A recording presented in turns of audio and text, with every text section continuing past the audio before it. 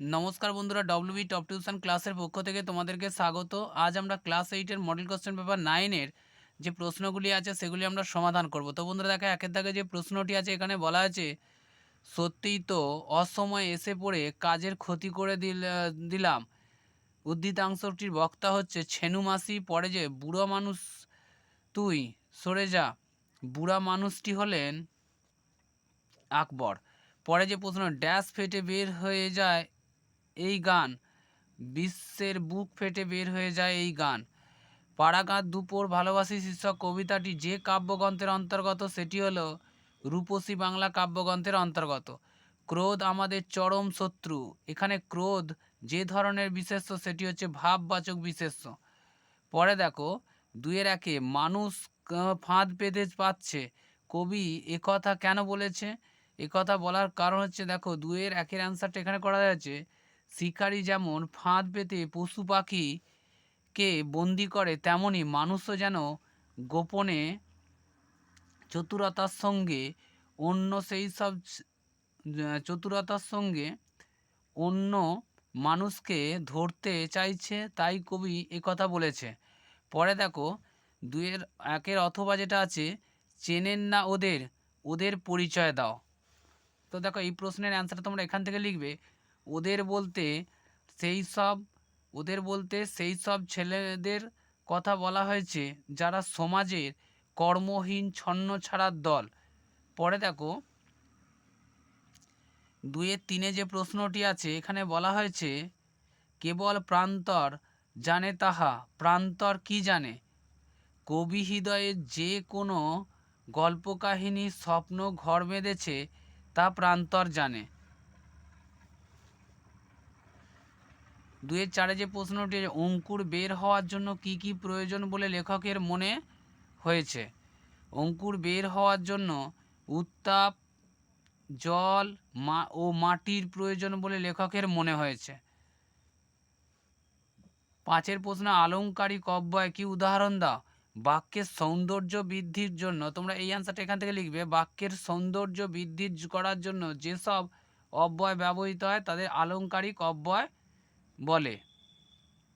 পরে যে প্রশ্নটি আছে দেখো, 2-6-1, তোর নাম কি রে? অনুজ্ঞাবাচক তোর নাম বল। পরে যে প্রশ্নটি আছে 2-6-2 দেখো, জগতে কিছুই স্থায়ী নয়। অস্তার্থক বাক্য, জগতের সব কিছুই অস্থায়ী। পরে যে প্রশ্নটি আছে দেখো, হাত শব্দটি ব্যবহার করে ভিন্ন ভিন্ন অর্থ দুটি বাক্য, আমার হাতে কোনো কাজ নেই। 2 হচ্ছে ছেলেটির হাত কেটে গেছে। পরে দেখো, অপু বলিল, এই কড়ি খেলবি? অপু কাকে কড়ি খেলার কথা বলছে? বঙ্কাকে। অথবাটা দেখো, একটি ছোট মেয়ের সঙ্গে দুর্গার বেশ আলাপ হইয়াছে, মেয়েটি হলো টুনি। এর সাথে আমরা 10-এর সেটে যে প্রশ্নগুলি আছে সেগুলি সমাধান করে দিয়েছি। দেখো, 1-এর দাগে যে প্রশ্নটি আছে, কোন পত্রিকার সঙ্গে অচিন্ত্য কুমার সেনগুপ্তের ঘনিষ্ঠভাবে জড়িত ছিলেন? এনে পত্রিকাটি হবে কল্লোল পত্রিকা। অথবা যে প্রশ্নটি আছে, মানুষ এই ফাঁদ পাতা ভুবনে কবি মানুষের পাশে কিসের মতো এসে দাঁড়াতে বলেছেন? পাখির মতো। পরে যে প্রশ্নটি আছে দেখো, নিজেই তো দুপুরবেলা ড্যাশ করে বললে সব সময় সত্যি কথা বলবি, কারো কাছে কিছু লুকাবি না, 100 বার করে। এখানে ড্যাশ পূরণ হবে 100 বার। পরে যে আছে দেখো, বৃক্ষ শিশুটির মাটিতে ঢাকা পড়ে যাওয়ার ফলে কিসের হাত থেকে রক্ষা পেল? শীত ও ঝড়ের হাত থেকে রক্ষা পেল। এ তো মেয়ে নয়, দেবতা নিশ্চয়। রেখাংশে পদটি কিসের উদাহরণ? আলংকারিক অব্যয়ের উদাহরণ। পরে যে প্রশ্নটি আছে দেখো, তোমার নাকি মেয়ের বিয়ে, এটি কি জাতীয় বাক্য? এটি হচ্ছে লগ্ন প্রশ্ন। পরে যে প্রশ্নটি আছে দেখো, তিনি আমাদের 7 গাঁয়ের মাথা, এখানে মাথা শব্দটি কোন অর্থে? প্রধান।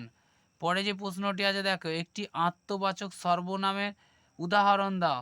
শিশুগণ দেয় মন নিজ নিজ পাঠে। এই নিজ নিজ হচ্ছে আত্মবাচক সর্বনাম। পরে দেখো, 2-1 আছে, প্রত্যেক বীজ হইতে গাছ জন্মে কিনা কেহ বলিতে পারে না, কেন এই মন্তব্য করা হয়েছে?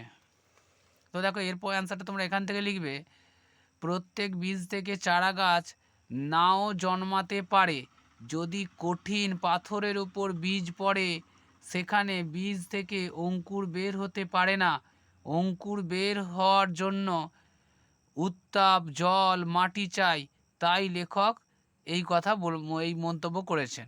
পরে দেখো 2-2 যে প্রশ্নটি আছে, সব পথে ঘুরছি বৃথাই রে, কে কোথায় বৃথা ঘুরে চলেছে।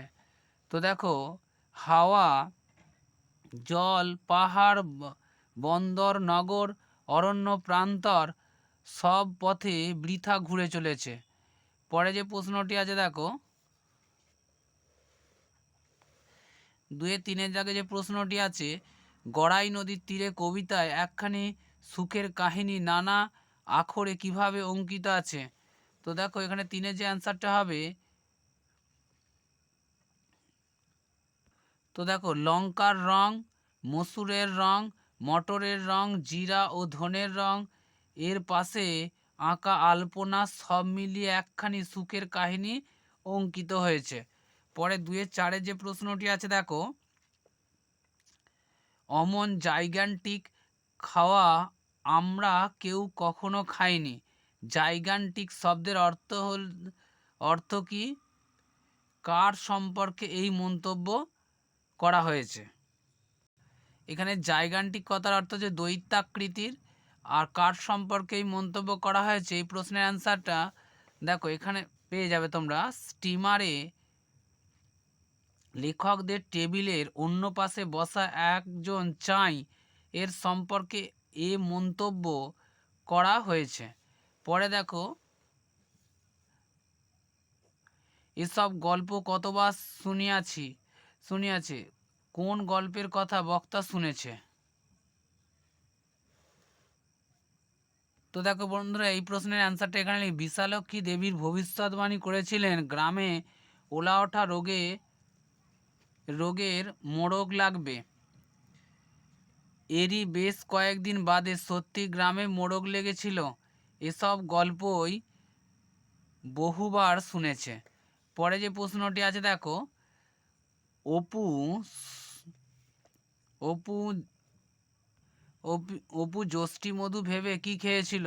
পোস্তদানা খেয়েছিল। তো বন্ধুরা, আজ এই পর্যন্তই। তোমাদের যদি বড় প্রশ্নগুলো কোনো প্রশ্ন করতে না পারো, তোমরা প্লিজ কমেন্ট করো, একটা ক্লাসের মাধ্যমে সেই সমস্ত কোশ্চেনের অ্যান্সারগুলো করে দেওয়া হবে।